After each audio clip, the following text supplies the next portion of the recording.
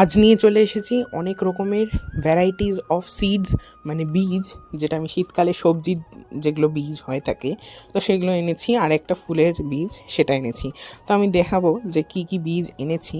তো প্রথমেই এই পালং শাকের দানা এনেছি, আর এনেছি ধনেপাতা। এই দুটো কিন্তু আমি প্রত্যেকবারই লাগাই, কিছু না কিছু হলেও লাগাই, কারণ ধনেপাতা ছাড়া রান্না করা মানে অসম্ভব শীতকালে। আর এটা হলো দেশি ফুলকপির যে সাদা নর্মালটা সেটা। আর এনেছি দুটো হাইব্রিড ফুলকপি, যেটা এখন ট্রেন্ডিংয়ে চলছে।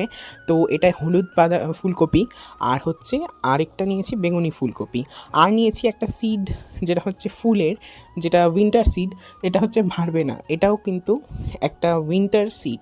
আর সবাইকে আমি ধন্যবাদ জানাচ্ছি আমার চ্যানেলে 100 সাবস্ক্রাইবার কমপ্লিট করে দেওয়ার জন্য। এভাবেই আমার পাশে থাকবেন। আজকের জন্য এটুকুই, দেখা হবে অন্য নতুন ভিডিওতে। আর নেক্সট ভিডিওতে কিন্তু আমি এগুলো বসাবো। টাটা।